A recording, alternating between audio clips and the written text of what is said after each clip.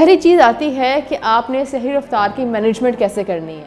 एक हमेशा बात याद रखें, ना सिर्फ रमज़ान बल्कि नॉर्मल रूटीन में भी शुगर के मरीज़ों को इस चीज़ का ध्यान रखना चाहिए कि आपकी जो खाने की ट्रे है ना, उसके अंदर ऐसी मवाद, ऐसी अशिया कम से कम हो जो आपकी स्टार्ट आपने अपनी सहरी ऐसे करनी है कि पहले आती है रोटी, उसके बाद आखिरी चीज़ जिससे अक्सर शुगर के मरीज़ जान छुड़ाते हैं वो है बिस्मिल्लाहिर्रहमानिर्रहीम। अस्सलाम वालेकुम, मेरा नाम है यमुना चट्ठा और मैं माहिर ग़िज़ायात हूँ और आप देख रहे हैं QS हेल्थ।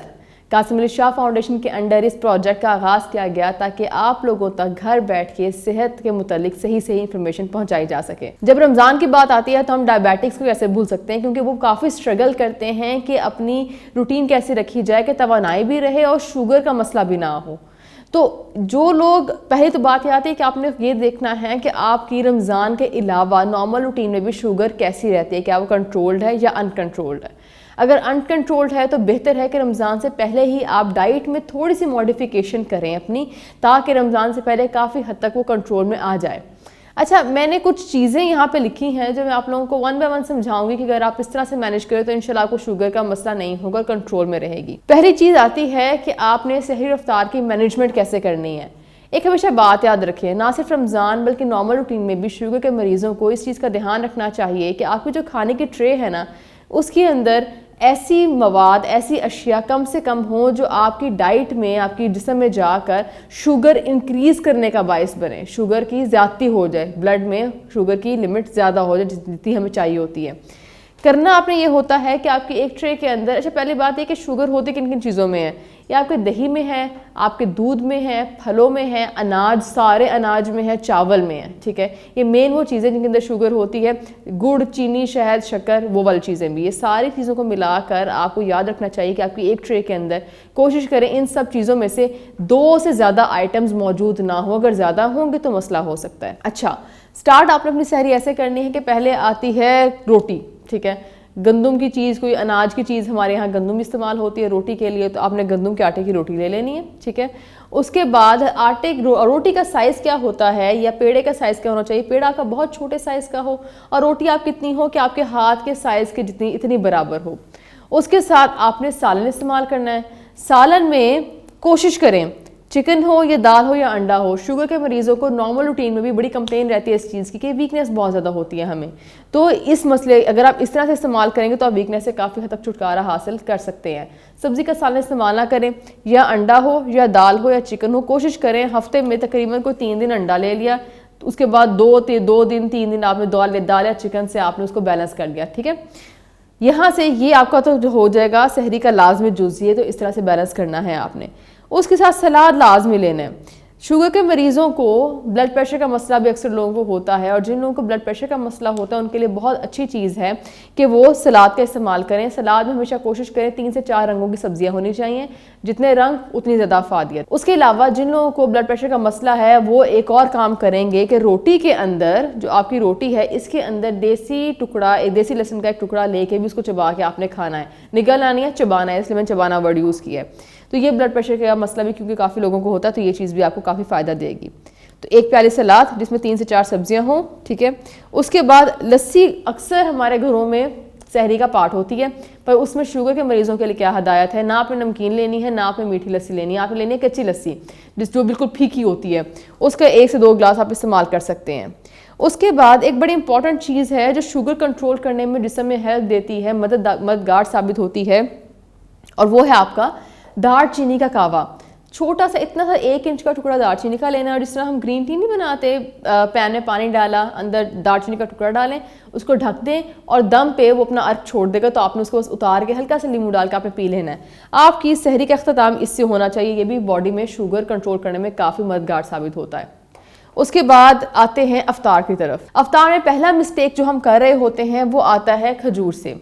खजूर आप ज़्यादा इस्तेमाल करेंगे तो खजूर वैसे नॉर्मली शुगर के जिनको हो उन मरीज़ों को इस्तेमाल करना मना होती है, पर एक खजूर आप इस्तेमाल कर सकते हैं अगर आपकी मेंटेन रहती है शुगर, तो कंट्रोल रहती है।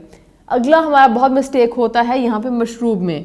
मशरूब आप क्या इस्तेमाल करते हैं, ये आपका बहुत मसला हो जाएगा अगर आप करेंगे इस्तेमाल चीनी वाला जो हमारे बाज़ार के होते हैं। वो दूध सोडा, दूध में भी कैलोरीज बहुत ज़्यादा, और आप कोई भी सोडा डाल के चीनी की कैलोरीज आपको बहुत ज़्यादा मिल जाती हैं। तो इस चीज़ से परहेज़ करें, कोशिश करें, मुझे पता है मुश्किल होता है पीना, पर सिंपल कोशिश करें कि सिंपल पानी में लेमन डाल के आप इस्तेमाल करें। हल्का सा 1 चुटकी पिंक सॉल्ट इस्तेमाल कर सकते हैं अगर आपको लगता है नमकियात की कमी है आपके जिस्म के अंदर।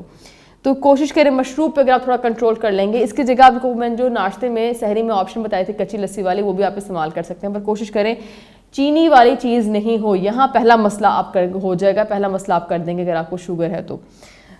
उसके बाद नमाज का ब्रेक देना है आपने। ये लेने के बाद इतना ब्रेक आएगा नमाज का 10 मिनट का। उसके बाद मेन आपका रोटी सालन सलाद, जिस तरह मैंने सहरी में बताया था बिल्कुल उसी तरह आपने रोटी, छोटी सी रोटी लेनी है, सालन लेना है जो कि आपका होगा दाल, चिकन, गोश्त या मछली। उसके साथ आपने सलाद इस्तेमाल करना है। खैर सलाद का तो मैंने बता दिया आपने किस तरह से बनाना है। इस पे आते हैं, गोश्त आपने कोशिश करें हफ्ते में 1 दफ़ा से ज़्यादा इस्तेमाल ना करें। मछली आप 2 दफ़ा इस्तेमाल कर सकते हैं, पर दम पे पकी हुई तेल वाली नहीं, फ्राई नहीं करना मछली को। और फिर बाकी दिन आपने दाल और चिकन पे आपने डिवाइड कर लेना है। सब्ज़ी का सालन रमज़ान में कोशिश करें मत लें, आपको तवानाई नहीं मिलेगी।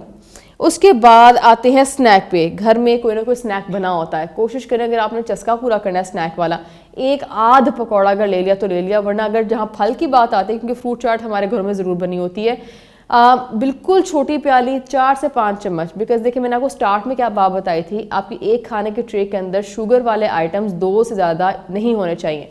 आपकी डाइट में अगर 2 आप काउंट करें तो एक आपका शुगर वाली चीज़ ये हो गई है खजूर की सूरत में, दूसरी आपकी रोटी भी आपको जो है शुगर देगी, ठीक है। तो आपकी 2 चीज़ें ऑलरेडी हो गई हैं। तो फल की बारी आपने या तो उसका सर्विंग साइज़ बहुत थोड़ा कर लेना है, 3 से, अगर फ्रूट चाट है 3 से 4 चम्मच खाएं, कोई और फल है तो वो आधा खाएं, ज़्यादा मत खाएं, ठीक है, वरना आपको शुगर कंट्रोल नहीं रहेगी। और आपने इसका अपने इफ्तार का अख्ताम भी दालचीनी के कावे से करना है, जिस तरह मैंने आपको पहले बताया था बनाना है। उसके बाद जिन लोगों की शुगर फिर भी अनकंट्रोल्ड रहती है तो उनके लिए एक बहुत अच्छा सप्लीमेंट है, आपको बहुत आराम से मिल जाएगा। मोरिंगा का सप्लीमेंट बड़ा इजीली अवेलेबल है, आपको किसी भी फार्मेसी से आराम से मिल जाएगा। इसका सिंपल पाउडर वाले कैप्सूल, या इसको पाउडर मिलेगा आपको, या कैप्सूल के अंदर पाउडर भरा मिलेगा। तो शुगर के मरीज़ इस तरह से इस्तेमाल कर सकते हैं कि 2 सुबह सहरी के टाइम पे और 2 ही अफ्तार के एंड पे अगर आप मोरिंगा कैप्सूल ले लेंगे तो तब भी आपको शुगर का कंट्रोल काफ़ी अच्छा हो जाएगा बॉडी में।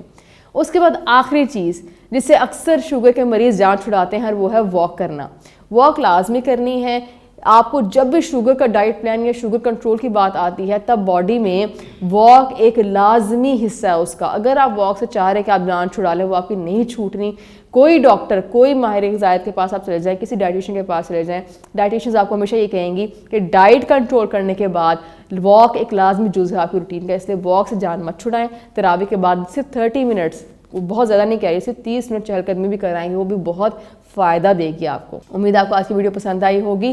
जो भी सवाल हो आपके, अगर आपके घर में कोई शुगर का पेशेंट है और कोई आपको सवाल आपके माइंड में आता है कि अगर वो कोई स्पेसिफिक चीज़ खाना पसंद करते हैं, कोई आपको चीज़ समझ नहीं आ रही कैसे मैनेज करनी है, कमेंट बिलो, मैं इंशाल्लाह उसका रिप्लाई ज़रूर करूँगी। इंशाल्लाह मिलते हैं नेक्स्ट वीडियो में, तब तक के लिए अल्लाह हाफिज़।